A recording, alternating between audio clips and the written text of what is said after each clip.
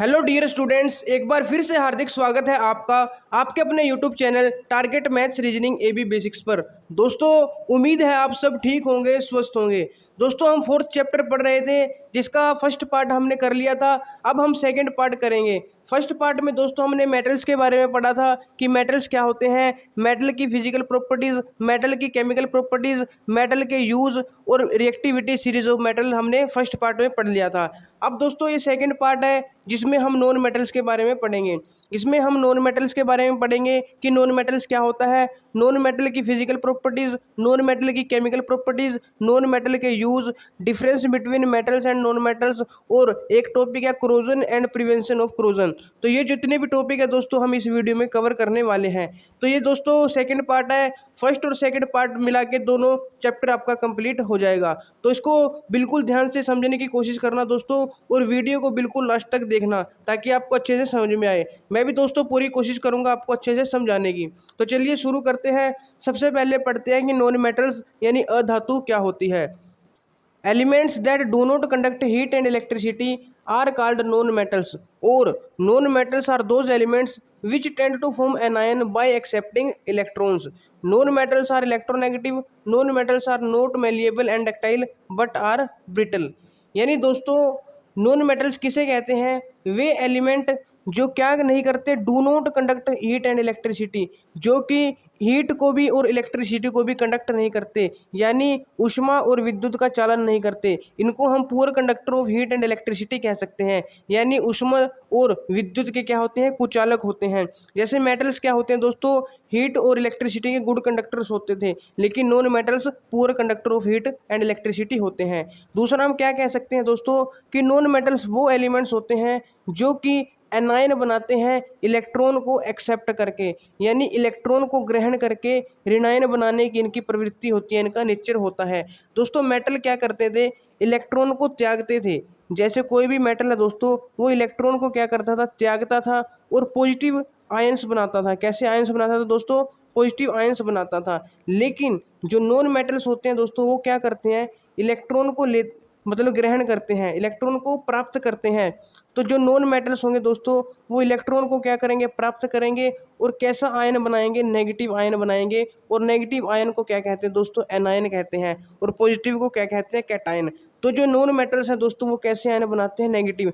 दोस्तों non metal भी N से पड़ता है और नेगेटिव भी एन से पड़ता है। तो नॉन मेटल क्या है? नेगेटिव आयंस बनाते हैं। तो ऐसे आप इन्हें याद कर सकते हैं। अब दोस्तों नॉन मेटल्स क्या करते हैं?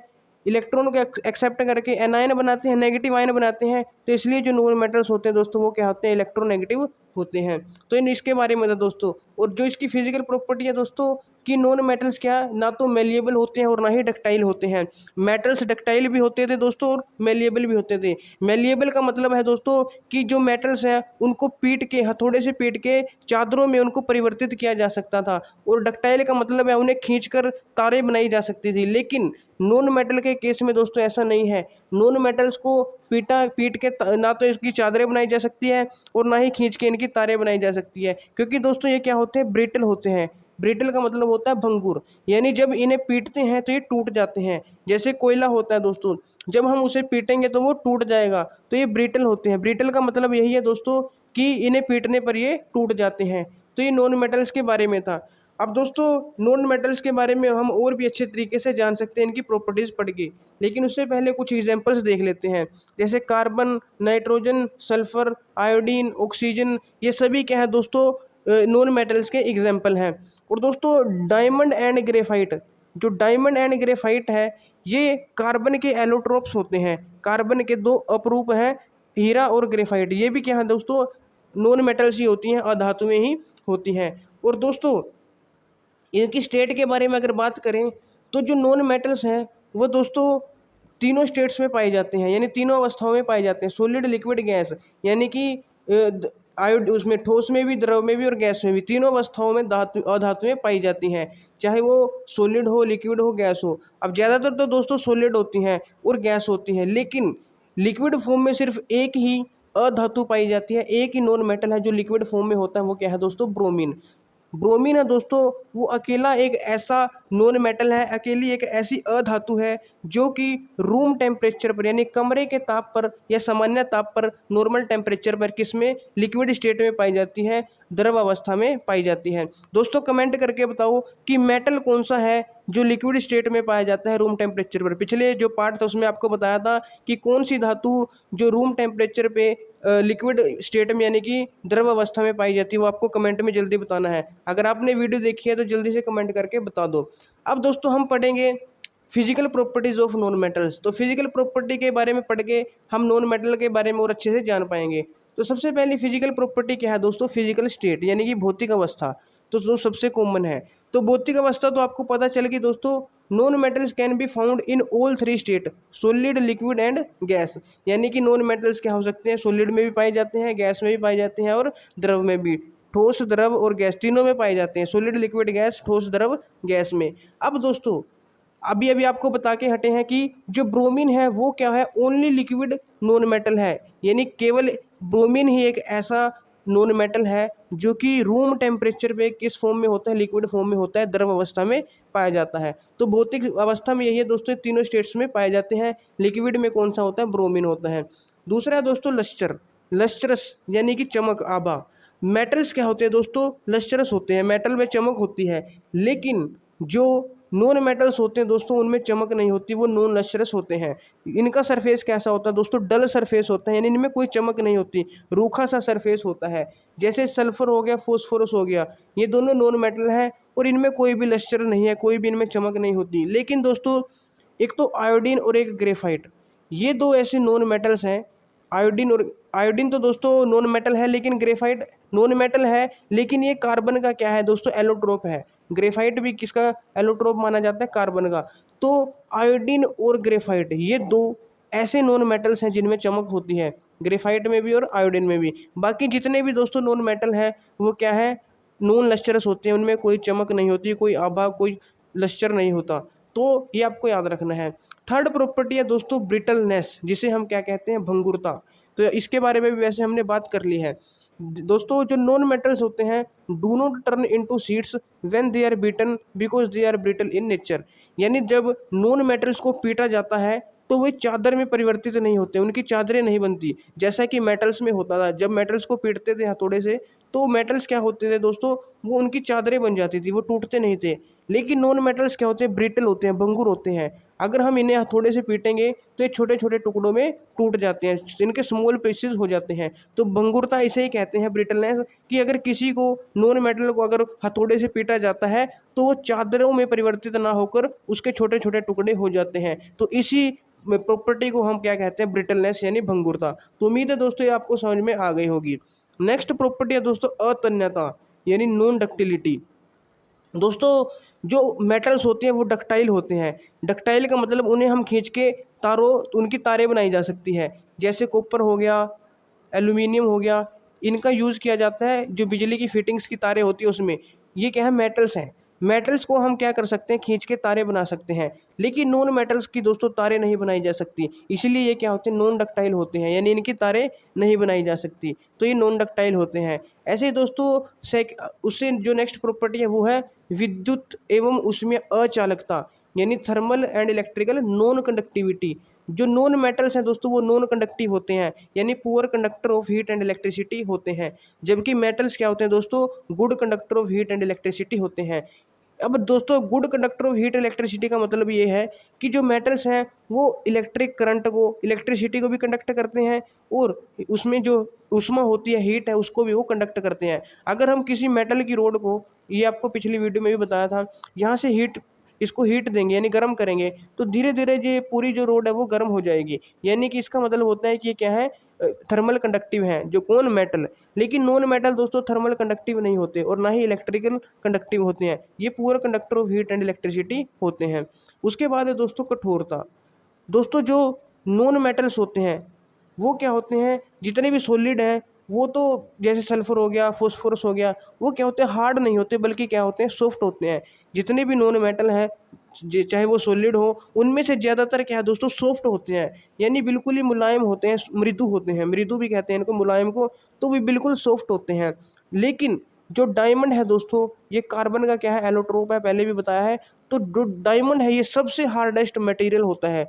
जो डायमंड है वो एक ऐसा नॉन मेटल है जो सबसे कठोर होता है। बाकी जितने भी दोस्तों नॉन मेटल्स हैं वो क्या है, मतलब सॉफ्ट होते हैं, कोई हार्ड नहीं होते। लेकिन मेटल्स क्या होते थे दोस्तों, हार्ड होते थे।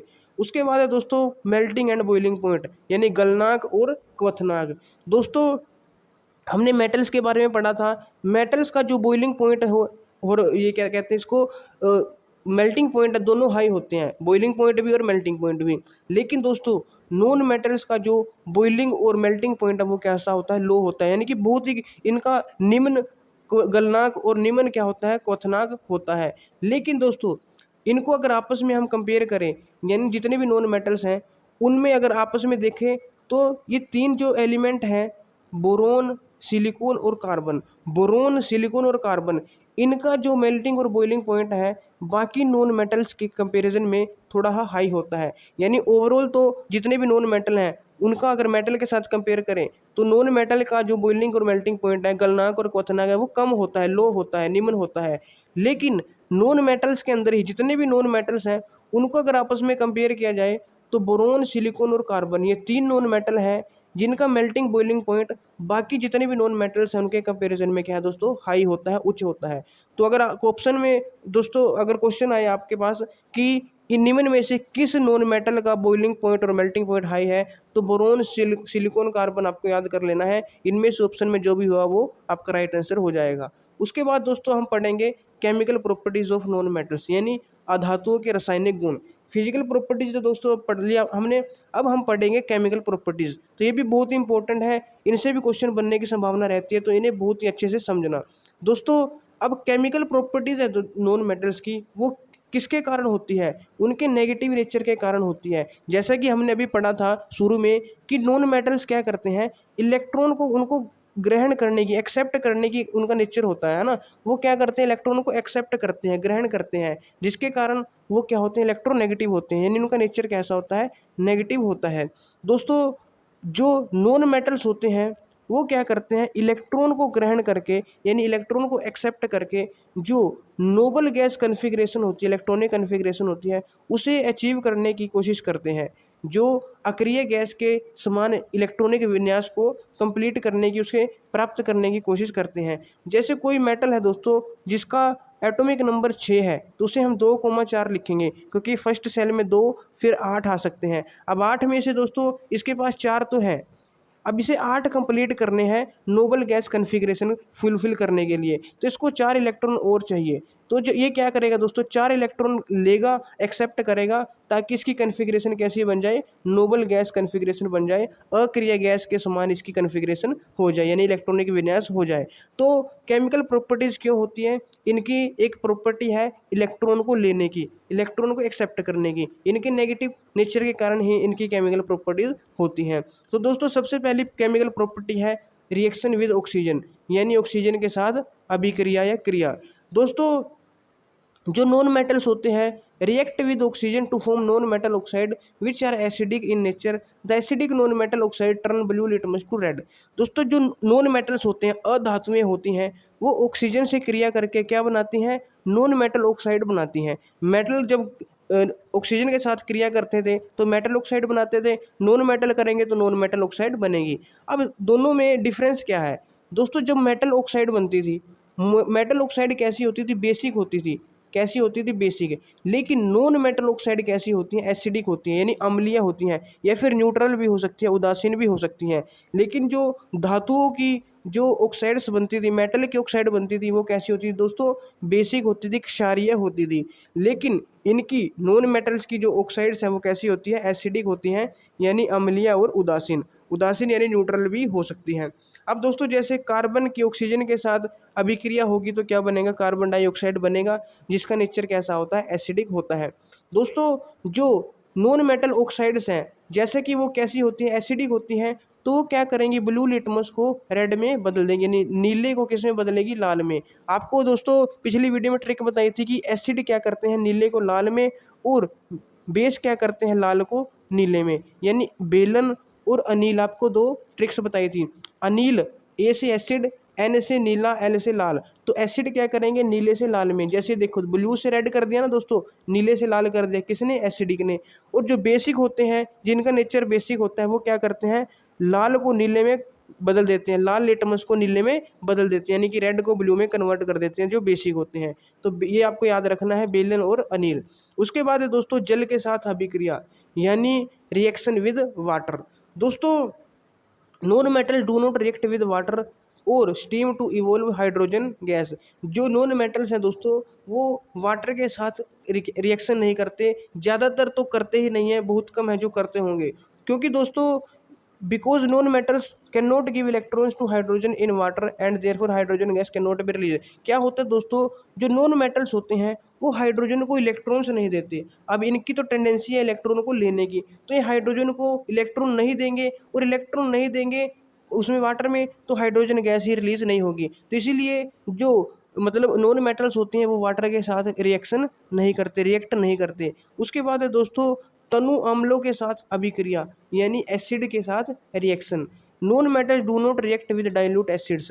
दोस्तों जो डाइल्यूट एसिड होते हैं, तनु अम्ल होते हैं, नॉन मेटल्स क्या है, उनके साथ अभिक्रिया नहीं करते। ये उनके साथ अभिक्रिया नहीं करते, क्यों नहीं करते, वही दोस्तों क्योंकि ये क्या नहीं करते, इलेक्ट्रॉन्स नहीं देते। किसको, H+ आयंस को, H+ आयंस को इलेक्ट्रॉन नहीं देते, जिससे क्या नहीं बनता, हाइड्रोजन गैस नहीं बनती। तो इसीलिए जो नॉन मेटल्स हैं वो क्या नहीं करते, डाइल्यूट एसिड के साथ रिएक्शंस नहीं करते। लेकिन दोस्तों जो कंसंट्रेटेड एसिड्स होते हैं, यानी सांद्र अम्ल होते हैं, उनके साथ क्या करते हैं, ये मतलब रिएक्ट करते हैं, अभिक्रिया करते हैं नॉन मेटल यानी अधातुएं, और क्या बनाती हैं, ऑक्साइड बनाती हैं और साल्ट बनाती हैं, यानी नॉन मेटल ऑक्साइड या नॉन मेटल साल्ट बनाते हैं, ऑक्साइड या फिर लवण बनाती हैं। लेकिन डाइल्यूट एसिड्स के साथ, तनु अम्लों के साथ जो नॉन मेटल है वो अभिक्रिया नहीं करते, अधातुएं अभिक्रिया नहीं करती। किसके साथ करती हैं, सांद्र अम्लों के साथ, यानी कंसंट्रेटेड एसिड के साथ करती है। तो ये भी आपको याद रखना है। जैसे दोस्तों यहाँ पे आपके सामने कुछ रिएक्शंस लिखी हुई हैं, जैसे सल्फर किसके साथ रिएक्ट कर रहा है दोस्तों, H2SO4, कैसा, कंसंट्रेटेड है, यानी सांद्र सल्फ्यूरिक एसिड के साथ रिएक्ट किया हीट के साथ, तो क्या बना दोस्तों, सल्फर डाइऑक्साइड, ऑक्साइड बनी और वाटर। ऐसे ही HNO3 के साथ जब सल्फर रिएक्ट करेगा नाइट्रिक एसिड के साथ कंसंट्रेटेड, तो यहाँ पे क्या बनेगा दोस्तों, H2SO4 और नाइट्रोजन डाइऑक्साइड, तो यहाँ पे भी ऑक्साइड बनी। तो ऐसे ही दोस्तों और भी जो रिएक्शंस है वो लिखी हुई है, ये क्या करते हैं, कंसंट्रेटेड के साथ रिएक्ट करते हैं, लेकिन डाइल्यूट के साथ रिएक्ट नहीं करते। अगला है दोस्तों रिएक्शन विद बेसिस, यानी क्षारों के साथ अभिक्रिया। दोस्तों non metals react with bases, some non metals react with bases but no hydrogen gas is produce.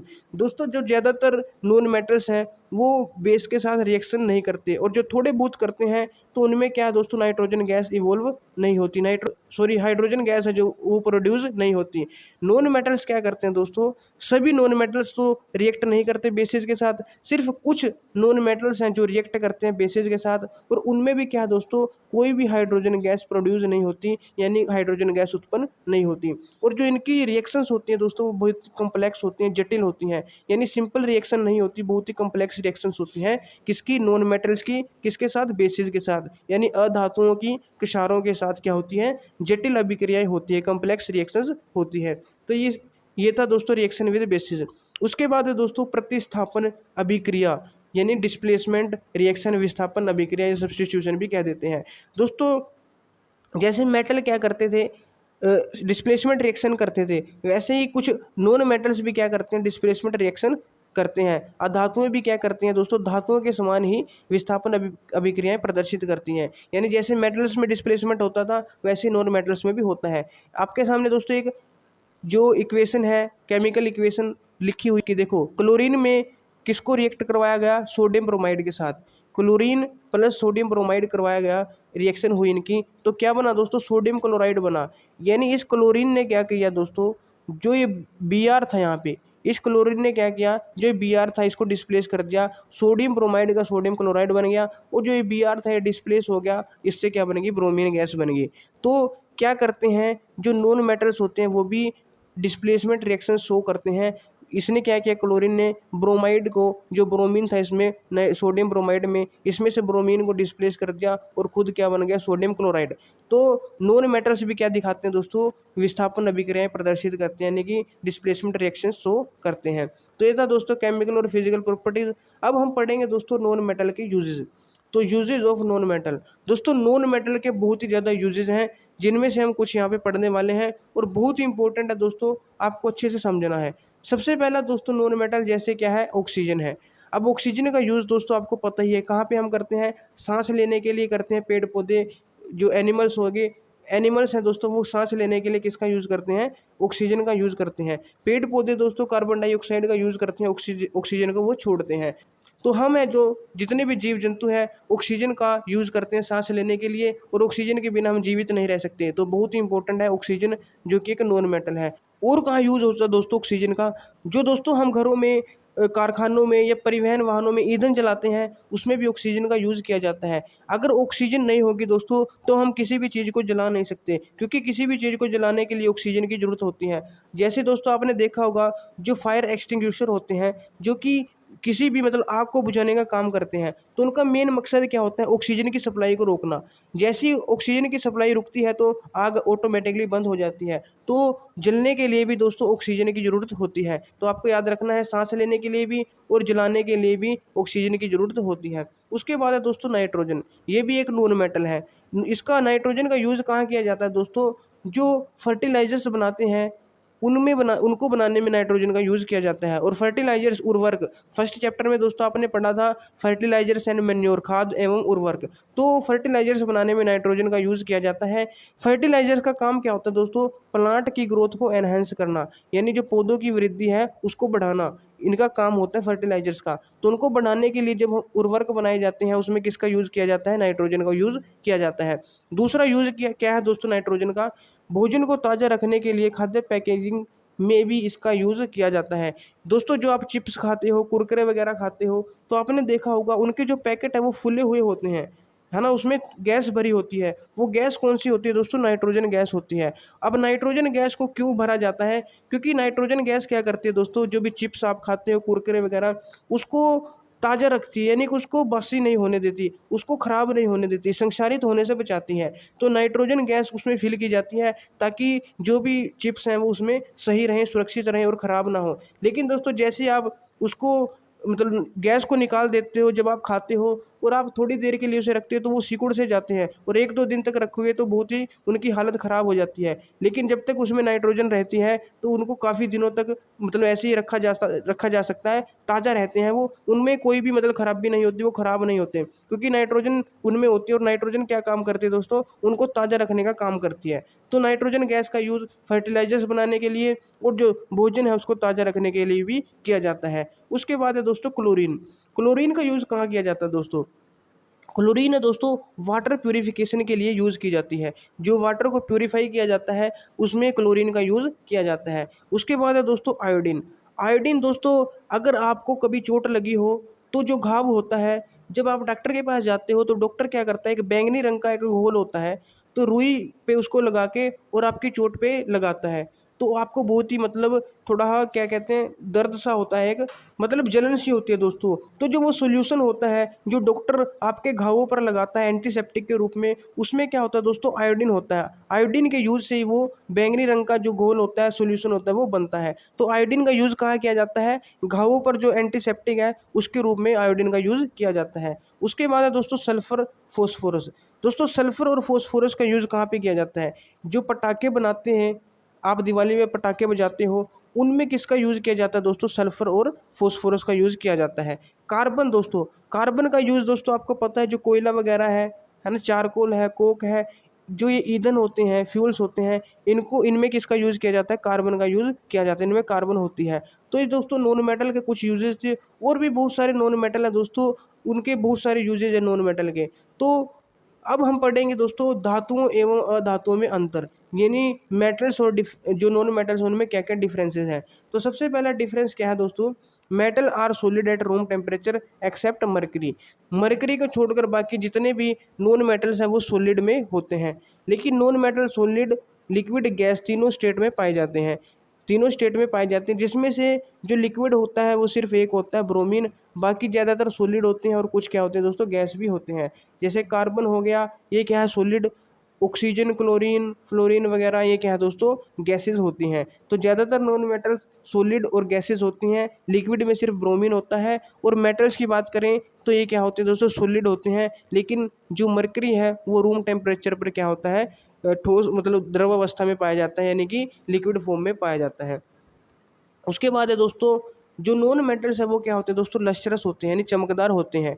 लेकिन जो नॉन मेटल की बात करें तो वो नॉन लश्चरस होते हैं, यानी कि चमकदार नहीं होते। हमने दोस्तों दो पढ़े थे, एक तो आयोडीन पढ़ा था और एक और पढ़ा था, वो आपको कमेंट में बताना है, जो कि क्या होते हैं मतलब इनमें चमक होती है। बाकी जितने भी नॉन मेटल है वो नॉन लस्टरस होते हैं, डल सरफेस होता है, उनमें कोई चमक नहीं होती। लेकिन आयोडीन और एक और हमने ऊपर पढ़ा था, वो आपको कमेंट में बताना है कि कौन सा था। इनमें क्या होती है चमक होती है। लेकिन जो नॉन मेटल्स हैं वो लगभग सभी क्या होते हैं चमकदार होते हैं, लस्टरस होते हैं। उसके बाद है दोस्तों सोनोरस। सोनोरस का मतलब क्या है दोस्तों, जब भी किसी मेटल को दोस्तों किसी दूसरे मेटल से टकराया जाता है या नीचे टकराया जाता है, तो जो मेटल्स होते हैं वो कैसी साउंड प्रोड्यूस करते हैं, रिंगिंग साउंड प्रोड्यूस करते हैं, तो ध्वनियाँ उत्पन्न करते हैं। लेकिन जो नॉन मेटल्स होते हैं दोस्तों वो नॉन सोनोरस होते हैं, यानी कि वो ध्वनियाँ उत्पन्न नहीं करते। जो मेटल्स होते हैं, जैसे दोस्तों आपने स्कूल में देखा होगा जो घंटी बजाई जाती है, तो जब घंटी पे टच किया जाता है वो मेटल की होती है, तो उसमें से एक रिंगिंग साउंड प्रोड्यूस होती है। तो मेटल्स क्या करते हैं दोस्तों रिंगिंग साउंड प्रोड्यूस करते हैं, लेकिन नॉन मेटल में ऐसा नहीं होता। मेटल क्या होते हैं दोस्तों डक्टाइल होते हैं, यानी इनकी तारें बनाई जा सकती है, लेकिन नॉन मेटल नॉन डक्टाइल होते हैं, इनकी तारें नहीं बनाई जा सकती हैं। जो मेटल्स होते हैं दोस्तों मेलिएबल होते हैं, यानी इनको पीट कर क्या किया जा सकता है दोस्तों, इनको चादरें बनाई जा सकती हैं। लेकिन नॉन मेटल क्या होते हैं नॉन मेलिएबल, यानी कि इनकी चादरें नहीं बनाई जा सकती। ये क्या होते हैं ब्रिटल होते हैं। ब्रिटल का मतलब क्या होता है दोस्तों कि जब इनको पीटा जाता है हथौड़े से तो ये चादरें में परिवर्तित ना होकर क्या होता है टूट जाते हैं। लेकिन मेटल्स क्या होता है उनकी चादरें बन जाती है, वो टूटते नहीं हैं। तो इनकी कुछ प्रॉपर्टीज, उनके कुछ डिफरेंस हैं। उसके बाद दोस्तों जो मेटल्स होते हैं वो good conductor of heat and electricity है। मेटल्स क्या है दोस्तों good conductor of heat and electricity, यानी विद्युत और ऊष्मा के सुचालक होते हैं। लेकिन ये क्या होते हैं बैड कंडक्टर होते हैं, यानी कि कुचालक होते हैं। ये क्या होते हैं सुचालक होते हैं और ये कुचालक यानी कि बैड कंडक्टर होते हैं। और मेटल्स क्या होते हैं गुड कंडक्टर होते हैं हीट एंड इलेक्ट्रिसिटी के। दोस्तों मेटल्स क्या होते हैं हार्ड होते हैं। ज़्यादातर जो मेटल्स हैं वो क्या होते हैं हार्ड होते हैं। लेकिन नॉन मेटल कैसे होते हैं दोस्तों सॉफ्ट होते हैं, मुलायम होते हैं, कठोर नहीं होते। लेकिन मेटल्स क्या होते हैं कठोर होते हैं। उसके बाद दोस्तों जो नॉन मेटल्स है वो तो मतलब मेटल्स क्या होते हैं दोस्तों स्ट्रोंग होते हैं। अब हार्ड है तो स्ट्रोंग भी होंगे, लेकिन नॉन मेटल दोस्तों सॉफ्ट होते हैं, यानी कि स्ट्रोंग नहीं होते। मेटल का हाई होता है क्या बॉइलिंग पॉइंट भी और मेल्टिंग पॉइंट भी। मेल्टिंग और बॉइलिंग पॉइंट यानी गलनांक और क्वथनांक दोनों क्या होते हैं हाई होते हैं किसके मेटल्स के। लेकिन नॉन मेटल्स का बॉइलिंग पॉइंट और मेल्टिंग पॉइंट क्या होता है लो होता है, यानी कि निम्न होता है। उसके बाद दोस्तों जो मेटल होते हैं वो क्या बनाते हैं बेसिक ऑक्साइड्स बनाते हैं। कैसी ऑक्साइड्स बनाते हैं बेसिक। लेकिन नॉन मेटल कैसी ऑक्साइड बनाते हैं एसिडिक या फिर न्यूट्रल, यानी कि या तो अम्लीय होगी या कैसी होगी उदासीन। लेकिन मेटल क्या बनाते हैं क्षारीय ऑक्साइड बनाते हैं, बेसिक ऑक्साइड बनाते हैं।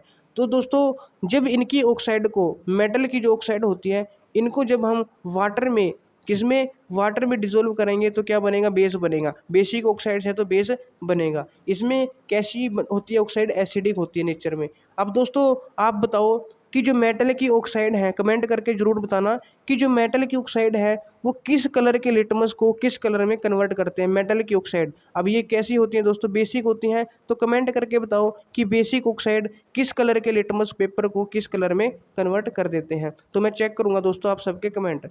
अब अगला है दोस्तों they can displace hydrogen from acid, यानी जो मेटल्स होते हैं वो एसिड में से हाइड्रोजन को डिस्प्लेस कर देते हैं। अब डिस्प्लेस का मतलब विस्थापित करते हैं। इसीलिए क्या होती है दोस्तों हाइड्रोजन गैस उत्पन्न होती है जब ये किसके साथ रिएक्ट करते हैं वाटर के साथ। लेकिन जो नॉन मेटल्स हैं वो they do not displace hydrogen from acid. वे क्या करते हैं दोस्तों एसिड में से हाइड्रोजन गैस को विस्थापित नहीं कर पाते, यानी अम्ल होते हैं एसिड होते हैं उनमें से हाइड्रोजन को डिस्प्लेस नहीं कर पाते। इसीलिए दोस्तों इनकी जल के साथ अभिक्रिया नहीं होती और ये हाइड्रोजन गैस उत्पन्न नहीं करते। जबकि मेटल्स क्या करते हैं दोस्तों हाइड्रोजन गैस उत्पन्न करते हैं। तो दोस्तों ये कुछ डिफरेंस थे मेटल्स और नॉन मेटल्स में। उम्मीद है दोस्तों आपको समझ में आए होंगे। बहुत ही इंपॉर्टेंट है, अगर आपने डिफरेंस को अच्छे से समझ लिया तो बहुत सारे क्वेश्चन तो इसी में से बन जाते हैं। बाकी आपने सभी जितना भी चैप्टर है पूरा अच्छे से समझना है, कहीं से भी क्वेश्चन आ सकता है और बहुत ही इंपॉर्टेंट चैप्टर है। अब हम पढ़ेंगे कोरोजन यानी संक्षारण। The wasting away of a metal layer by layer due to formation of metal compounds on the surface is called corrosion। यानी दोस्तों कोरोजन किसे कहते हैं, संक्षारण किसे कहते हैं? जब वायुमंडलीय ऑक्सीजन या फिर अन्य गैसों के द्वारा धातुओं की सतह पर ऑक्साइडों या फिर अन्य यौगिकों की परत बन जाती है, जिसके कारण क्या होता है, धातु का क्षय होना शुरू हो जाता है। तो इसी प्रोसेस को हम क्या कहते हैं, संक्षारण यानी कोरोजन कहते हैं। यानी दोस्तों जैसे आपको जो जंग लगना तो पता होगा दोस्तों, लोहे पे जंग लगती है, तो लोहे पे जंग लगना भी कोरोजन का ही एक केस है। कोरोजन का ही केस है लोहे पे जंग लगना, उसे हम इंग्लिश में क्या कहते हैं, रस्टिंग कहते हैं। होता क्या है दोस्तों, जो लोहे पे जंग कब लगती है, जो एयर होती है, मॉइस्ट एयर होती है, वो क्या करती है, उसके साथ मतलब जो लोहा होता है उसके साथ रिएक्शन करती है। रिएक्शन करने से क्या होता है दोस्तों, वहाँ पे उसकी आयरन ऑक्साइड की क्या हो जाती है, उसके ऊपर मतलब कंपाउंड बन जाते हैं, यौगिक बन जाते हैं, किसके, आयरन ऑक्साइड के। उससे क्या होता है दोस्तों, जो लोहा है वो उसका क्या होने लग जाता है, क्षय होने लग जाता है। यानी कि वो क्या हो जाता है, बिल्कुल वेस्ट हो जाता है, खराब होना स्टार्ट हो जाता है। आपने देखी होगी जंग जो हल्के भूरे भूरे रंग की होती है दोस्तों, तो जंग भी क्या है, कोरोजन का ही एक उदाहरण है। अब दोस्तों जंग लगने के लिए, अगर हम लोहे के पे जो जंग लगती है उसकी बात करें, तो उसको लगने के लिए कुछ जरूरी होता है, आवश्यक होता है। क्या आवश्यक होता है, एक तो वायु की उपस्थिति होनी चाहिए और एक वाटर की उपस्थिति होनी चाहिए। यानी अगर लोहे पे जंग लगाना है तो जंग तभी लगती है जब उसको वायु और जल मिल रहा हो, यानी वो हवा के कांटेक्ट में आ रहा हो और पानी के कांटेक्ट में हो डायरेक्ट, तो उस पर जंग लग जाएगी। अगर हमें जंग लगने से रोकना है तो यानी हमें क्या रोकना पड़ेगा, उसको जो वायु और जल है जो उससे बचाना पड़ेगा। यानी ना तो उसको वायु के कांटेक्ट में आने देना है और ना ही उसको वाटर के कांटेक्ट में आने देना है, तो हम जंग को रोक सकते हैं। तो जो संक्षारण होता है वो क्या होता है दोस्तों, किसी भी धातु का खराब होना, किसके कारण, उसके पर अभिक्रियाएं होती हैं, किसकी, वायुमंडलीय ऑक्सीजन की या अन्य गैसों की, किसी भी मेटल पे क्या होती है, अभिक्रियाएं करके ये ऑक्साइड बनाते हैं या कुछ और यौगिक बनाते हैं, तो उनकी परत बनना स्टार्ट हो जाती है, जिसके कारण जो धातु है वो क्या हो जाती है दोस्तों, वेस्ट होना स्टार्ट हो जाती है, उसका मतलब क्षय होना स्टार्ट हो जाता है, वो खराब होना स्टार्ट हो जाती है। तो जैसे आयरन पे जंग लगती है, रस्टिंग ऑफ आयरन, तो इसे ही हम क्या कहते हैं, कोरोजन कहते हैं। अब दोस्तों कोरोजन को रोकने के बहुत सारे तरीके हैं, तो ये इंपॉर्टेंट है, इसे भी आप अच्छे से समझना। और एक ये भी इंपॉर्टेंट दोस्तों पॉइंट कि जंग लगने के लिए क्या क्या जरूरी है, एक तो एयर की प्रेजेंस और एक वाटर की प्रेजेंस, यानी वायु और जल की उपस्थिति। तो इससे क्वेश्चन बन सकता है, ये इंपॉर्टेंट, ऐसे याद रखना। जंग लगने के लिए दो चीज़ें जरूरी हैं, पानी और हवा। अगर पानी हवा होगी तो जंग लग सकती है, अगर इनकी सप्लाई रुक गई तो जंग नहीं लग सकती। अब जंग को रोकने की और जो संक्षारण है उसे रोकने की कुछ मेथड्स हैं, कुछ टेक्निक्स हैं, क्या क्या है उसे देखते हैं। तो सबसे पहला दोस्तों पेंट करके, यानी बाय पेंटिंग। तो हम पेंट करके क्या कर सकते हैं, कोरोजन को रोक सकते हैं। The most common method of preventing corrosion is coat the metal surface with paint. ये सबसे कॉमन मेथड है दोस्तों, जो भी धातु है उसकी सतह पर हम क्या कर सकते हैं, पेंट कर सकते हैं, जिससे उसका जो संक्षारण है उससे बचाव किया जा सकता है। तो दोस्तों जैसे आपने देखा होगा जो लोहे के गेट वगैरह होते हैं, तो लोहे के जितने भी गेट या कुछ और भी उसकी खिड़कियां वगैरह कुछ भी है, उस पर क्या किया जाता है, पेंट किया जाता है, ताकि उस पर जंग ना लगे, यानी उसका संक्षारण ना हो। तो पेंट करके हम क्या कर रख सकते हैं, कोरोजन को रोक सकते हैं, कोरोजन से बच सकते हैं। इससे किसी भी मेटल को खराब होने से बचा सकते हैं। दूसरा है दोस्तों लेप लगाकर, यानी कि बाय ग्रीसिंग।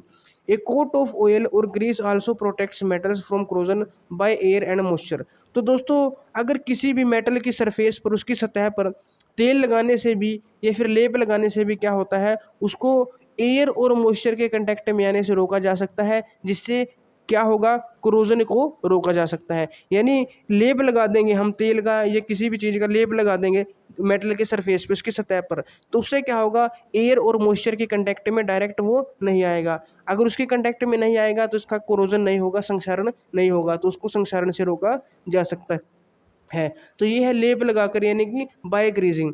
थर्ड है दोस्तों गैल्वेनीकरण द्वारा, बाय गैल्वनाइजेशन। ये क्या होता है दोस्तों, देखो another common method of protecting from iron from rusting is to coat its surface by a thin layer of non corrosive metal like zinc। दोस्तों लोहा है, आपको पता है अगर वो वायु के और जल के कांटेक्ट में आएगा तो क्या हो जाएगा, उसका संक्षारण हो जाएगा, उस पर जंग लग जाएगी। लेकिन जंग को बचाने के लिए, लोहे को जंग लगने से बचाने के लिए एक और जो प्रोसेस होती है, मेथड होता है, वो होता है गैल्वेनाइजेशन। इसमें क्या किया जाता है दोस्तों, कुछ ऐसे भी मेटल्स होते हैं, पदार्थ होते हैं जिन पे जंग नहीं लगती, जो कि खराब नहीं होते, जो कि नॉन कोरोसिव मेटल्स होते हैं, जैसे कि जिंक हो गया। तो जिंक क्या है, एक नॉन कोरोसिव मेटल है, भी याद रखना। तो हम क्या करते हैं दोस्तों, लोहे के ऊपर जिंक की एक पतली परत चढ़ा देते हैं, बिल्कुल ही पतली परत चढ़ाई जाती है लोहे के ऊपर जिंक की। अब लोहा तो किससे ढक गया दोस्तों, जिंक से। अब जिंक है जो, वो क्या है, नॉन कोरोसिव मेटल है, यानी उस पर हवा पानी किसी का भी कोई नुकसान मतलब फर्क नहीं पड़ता। ये क्या है, कोरोड नहीं होता, यानी कि इसका जो संक्षारण नहीं होता, किसका, जिंक का। तो ऐसे भी हम क्या कर सकते हैं, लोहे को बचा सकते हैं।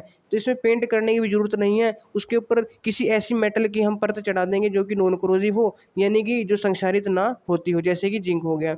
उसके बाद है दोस्तों विद्युत लेपन के द्वारा। विद्युत लेपन को हम कहते हैं इलेक्ट्रोप्लेटिंग, यानी by electroplating. Iron and steel are protected from corrosion by coating them with thin layer of chromium metal which are resistant to corrosion। दोस्तों ये भी थोड़ा थोड़ा जो गैल्वेनाइजेशन है उसी से रिलेटेड है, लेकिन थोड़ा हाँ इसमें डिफरेंस है। होता क्या है कि जो आयरन हो गया, स्टील हो गया, उनको क्या किया जाता है दोस्तों, कोरोजन से उनको बचाया जाता है, संक्षारण से बचाया जाता है। कैसे, उनके ऊपर टिन की या फिर क्रोमियम की, टिन की या फिर क्रोमियम की क्या मतलब कर दी जाती है, कोटिंग कर दी जाती है, उसकी लेयर चढ़ा दी जाती है। किसके ऊपर, आयरन या स्टील को, जिसको भी बचाना है। क्योंकि टिन और क्रोमियम भी क्या है दोस्तों, ये भी नॉन कोरोसिव मेटल्स होते हैं, ये भी संक्षारित नहीं होते। तो इसमें भी क्या किया जाता है, किसी नॉन कोरोसिव मेटल की जो परत है वो चढ़ा दी जाती है किसी पे, कोरोसिव मेटल पे, यानी कि जो संक्षारित हो सकता है उस पे चढ़ा दी जाती है। इससे भी संक्षारण को रोका जा सकता है।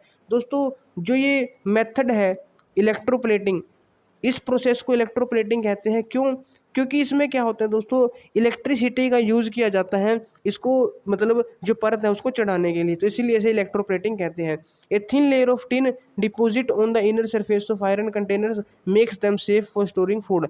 दोस्तों जो कि मेटल के कंटेनर्स होते हैं, जैसे स्टील का कोई बर्तन है या किसी और मेटल का कोई बर्तन है, तो उनके ऊपर क्या होता है, एक टिन की थिन लेयर चढ़ा दी जाती है, ताकि उसमें कोई भी अगर हम खाद्य सामग्री रखें, कोई भी फूड को स्टोर करें, तो वो फूड भी खराब ना हो और ना ही मेटल खराब हो। ठीक है, ना तो मैटर को संक्षारित हो और ना ही फूड खराब हो। उस पर हम क्या करते हैं, टिन की एक पतली सी, बिल्कुल पतली लेयर उस पर चढ़ा दी जाती है, किसी भी मतलब ऐसे कंटेनर पे जिसमें फूड को रखा जाता है, तो उस पर हम क्या करते हैं, लेयर चढ़ा देते हैं। इस मेथड को क्या कहते हैं, इलेक्ट्रोप्लेटिंग कहते हैं। तो ये भी संक्षारण से बचाने का एक तरीका है। तो दोस्तों ये कुछ मेथड है जिससे हम किसी भी मेटल को किससे बचा सकते हैं, कोरोजन से बचा सकते हैं, उसको खराब होने से बचा सकते हैं। एक मेथड और है दोस्तों जिसका नाम है मिश्र धातु बनाकर, तो ये भी इंपॉर्टेंट है, बाय एलोइंग। मिश्र धातु का मतलब क्या होता है दोस्तों, मिश्र का मतलब होता है मिक्स, यानी दो या दो से ज़्यादा जब हम मेटल्स को मिक्स कर देते हैं तो क्या बन जाती है, मिश्र धातु बन जाती है।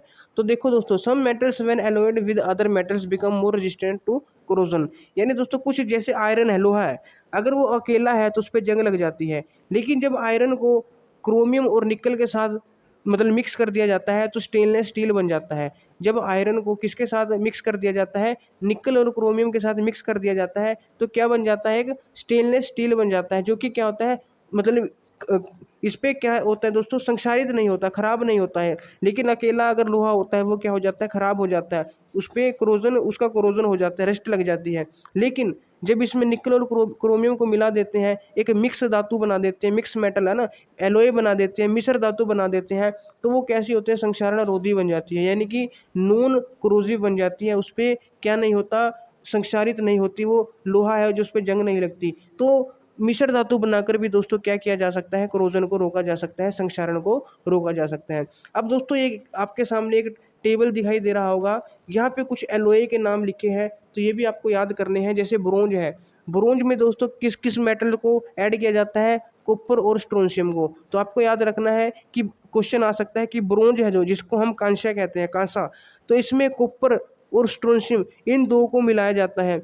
और इसका यूज़ कहाँ किया जाता है दोस्तों, कांसा का, ब्रोंज का, स्टैचू वगैरह बनाने में, कॉइन्स बनाने में, सिक्के बनाने में और बर्तन बनाने में इसका यूज़ किया जाता है। ऐसे होता है ब्रास, इसमें दोस्तों कॉपर और जिंक को मिलाया जाता है। ब्रास में किसको मिलाया जाता है दोस्तों, कॉपर और जिंक को मिलाया जाता है। ऐसे दोस्तों बहुत सारे मिश्र धातु हैं, एलोय हैं, जैसे ड्यूरालुमिन है, इसमें एल्यूमिनियम और कॉपर को मिलाया जाता है। मैग्नीशियम में एल्यूमिनियम और मैग्नीशियम को मिलाया जाता है। गन मेटल है दोस्तों, गन मेटल में कॉपर और स्ट्रोंशियम को मिलाया जाता है। बेल मेटल में कॉपर स्ट्रोंशियम को मिलाया जाता है। लेकिन इनमें क्या डिफरेंस है दोस्तों, इसमें जो इनकी परसेंटेज है, इसमें 90% कॉपर 10% स्ट्रोंशियम, तो ये गन मेटल। बेल मेटल में दोस्तों 80% कॉपर और स्ट्रोंशियम 20% होता है। ऐसे दोस्तों जर्मन सिल्वर, इसमें कॉपर, जिंक और निकल मिलाया जाता है। तो इसमें से जो भी मेन है दोस्तों वो आपको याद कर लेनी है। डेंटल एलोय है, इसमें तो ये तो छोड़ ही देना दोस्तों, इसमें तो बहुत ज़्यादा है, तो आएगा ही नहीं। सोल्डर है दोस्तों, इसमें पीबी यानी लेड, जिसको हम क्या कहते हैं, सीसा भी कह देते हैं, तो लेड और स्ट्रोंशियम को मिलाया जाता है 50-50%। स्टेनलेस स्टील में किसको मिलाया जाता है दोस्तों, Fe यानी कि आयरन और क्रोमियम को मिलाया जाता है। तो कुछ एलोय है दोस्तों, ये आप याद कर सकते हैं, क्वेश्चन इनसे भी बन सकता है। तो दोस्तों अब ये पूरा जो लेसन है, फोर्थ लेसन है, वो कंप्लीट हो गया है हमारा।